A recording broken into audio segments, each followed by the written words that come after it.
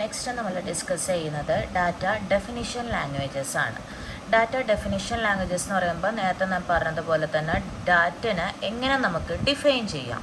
അപ്പോൾ നമ്മളിപ്പോൾ ഒരു ഡാറ്റനെ ഡിഫൈൻ ചെയ്യുന്നത് പറയുന്നത് ചിലപ്പോൾ നമുക്കതിൻ്റെ സ്ട്രക്ചർ വെച്ചിട്ടായിരിക്കും. അതായത് ഒരു ഡാറ്റ ഡിഫൈൻ ചെയ്യണമെന്നുണ്ടെങ്കിൽ അത് സ്റ്റോർ ചെയ്യാനുള്ള ഒരു ഡാറ്റാബേസ് വേണം, അതുപോലെ തന്നെ അത് സ്റ്റോർ ചെയ്യാനുള്ള ടേബിൾ വേണം. അപ്പം അങ്ങനെയാണ് നമ്മൾ ഡാറ്റാസിനെ നമ്മൾ ഡിഫൈൻ ചെയ്യുന്നത്. അപ്പോൾ സെയിം ടൈപ്പ് ഓഫ് ഉള്ള ഡാറ്റാസുകളാണെങ്കിൽ നമ്മളത് സ്റ്റോർ ചെയ്ത് വെക്കുന്നത് ഒരു മെറ്റാ ഡാറ്റ ഫോർമേഷനിലാണ് നമ്മൾ ചെയ്യുന്നത്. അപ്പോൾ ഇതിൻ്റെ അകത്ത് നമ്മൾ യൂസ് ചെയ്യുന്ന ഫ്യൂ കമാൻഡ്സ് എന്ന് പറയുന്നത് നമുക്ക് ക്രിയേറ്റ് ചെയ്യാം, ഓൾട്ടർ ചെയ്യാം, ഡ്രോപ്പ് ചെയ്യാം. അപ്പോൾ ക്രിയേറ്റ് ചെയ്യാൻ മീൻസ് ഉദ്ദേശിക്കുമ്പോൾ ഒരു പുതിയ ഡാറ്റാബേസിന് എനിക്ക് ക്രിയേറ്റ് ചെയ്യണം അല്ലേ. നിങ്ങളിപ്പോൾ ഒരു ഡ്രൈവ് എടുക്കുകയാണെങ്കിൽ നിങ്ങളൊരു പുതിയ ഫോൾഡറിൻ്റെ അകത്തേക്കായിരിക്കും ചിലപ്പോൾ ആ ഡ്രൈവ് പരമായിട്ടുള്ള ആ ഒരു കറസ്പോണ്ടിങ് ഡാറ്റാപരമായിട്ടുള്ള കാര്യങ്ങൾ നമ്മൾ സ്റ്റോർ ചെയ്യുന്നത്.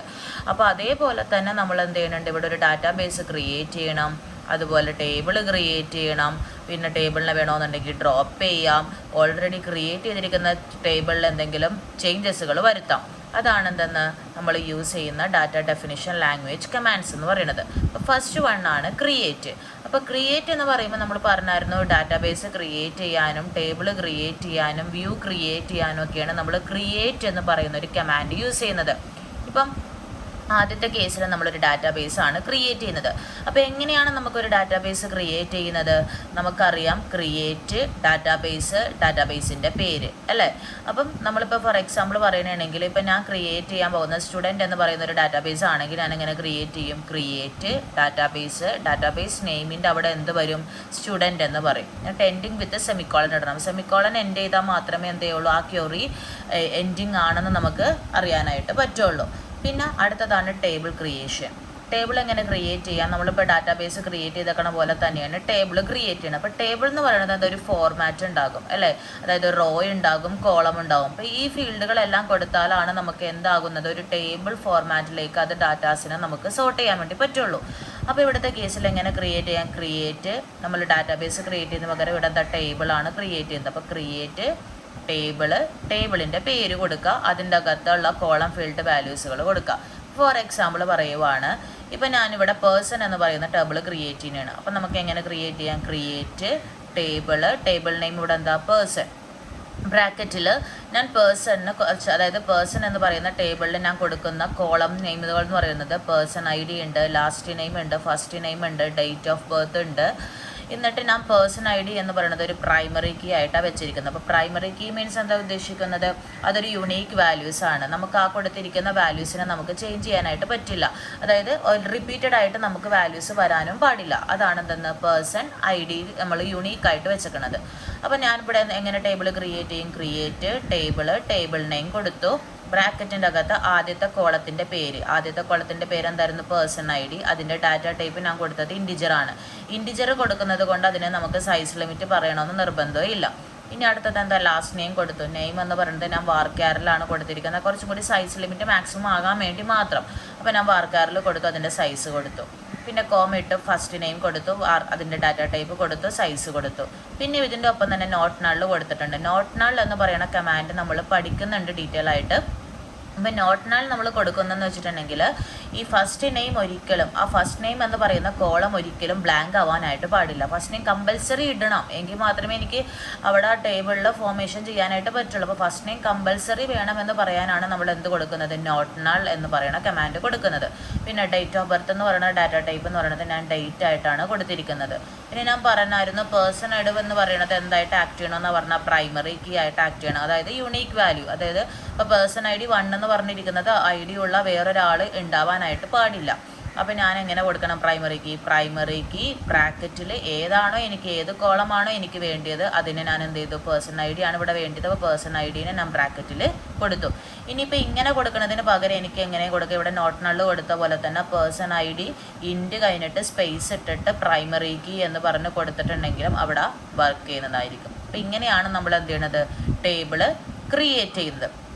ഇനി ആഫ്റ്റർ ദാറ്റ് നമ്മൾ യൂസ് ചെയ്യുന്നതാണ് സെക്കൻഡ് വൺ ആണ് ഡ്രോപ്പ് എന്ന് പറയുന്ന കമാൻഡ്. അപ്പോൾ ഡ്രോപ്പ് കമാൻഡ് എന്ന് പറയുന്നത് തന്നിരിക്കുന്ന കമാൻഡ്സുകളെ ഡ്രോപ്പ് ചെയ്യാം, ടേബിൾസിനെ ഡ്രോപ്പ് ചെയ്യാം, വ്യൂസിനെ ഡ്രോപ്പ് ചെയ്യാം. ഇതിനാണ് നമ്മൾ ഡ്രോപ്പ് കമാൻഡ്സ് നമ്മൾ യൂസ് ചെയ്യുന്നത്. അപ്പോൾ ഡ്രോപ്പ് കമാൻഡിൽ ഫസ്റ്റ് വൺ ആണ് ഡാറ്റാബേസിനെ നമ്മൾക്ക് എങ്ങനെ ഡ്രോപ്പ് ചെയ്യാം. അപ്പോൾ നമ്മളിതിന് കമാൻഡ് യൂസ് ചെയ്യുന്നത് ഡ്രോപ്പ് ഡാറ്റാബേസിൻ്റെ പേര്.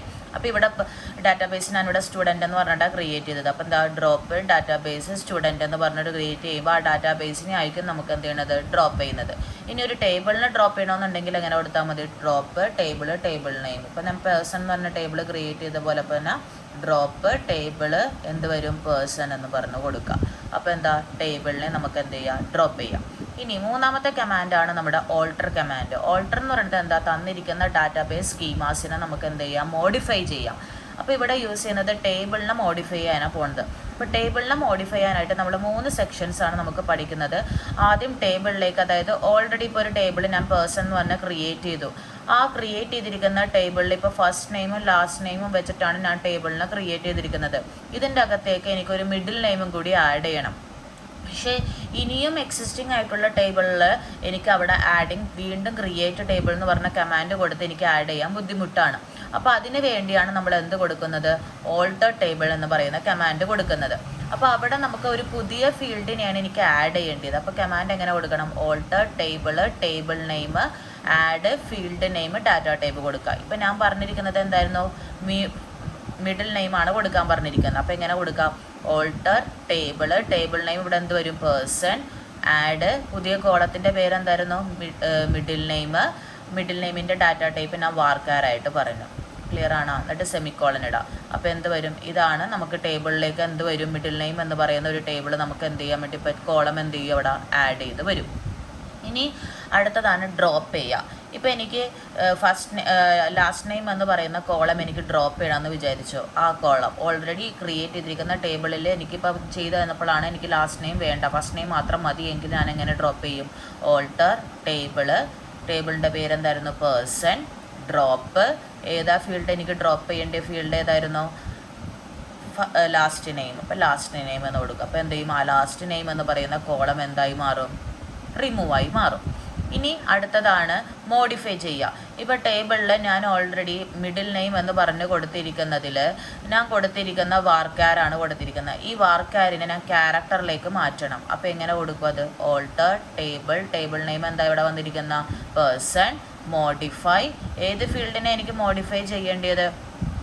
തന്നിരിക്കുന്ന മിഡിൽ നെയിമാണ്. അപ്പോൾ ആ മിഡിൽ നെയിമിനെ മോഡിഫൈ ചെയ്യേണ്ട ഡാറ്റ ടൈപ്പ് ഏതാണോ ആ ഡാറ്റ ടൈപ്പ് കൊടുക്കുക. ഇനിയിപ്പോൾ ഒരു ഫീൽഡ് ആ കോളം കംപ്ലീറ്റ് ആണ് മോഡിഫൈ ചെയ്യണമെങ്കിൽ എങ്ങനെ കൊടുക്കാം? Alter table name modify. ഇപ്പോൾ ഞാനിവിടെ കൊടുത്തിരിക്കുന്ന മിഡിൽ നെയിമിനെ ഞാൻ മോഡിഫൈ ചെയ്തു, അതിൻ്റെ സെൻറ്റർ നെയിം എന്നാക്കി മാറ്റാൻ പോണെയാണ്. അപ്പോൾ എങ്ങനെ വരും? മോഡിഫൈ മിഡിൽ നെയിം എഴുതുക, അതിൻ്റെ പുതിയ നെയിം എന്താണ് ഞാൻ കൊടുക്കാൻ പോകുന്നത് ആ നെയിം തൊട്ടപ്പുറത്ത് സ്പേസ് ഇട്ടിട്ട് എഴുതുക, സെമിക്കോളൻ ഇടാം. ഇതാണ് എന്തെന്ന് നമ്മുടെ ഡാറ്റ ഡെഫിനിഷൻ ലാംഗ്വേജസ് എന്ന് പറയുന്നത്.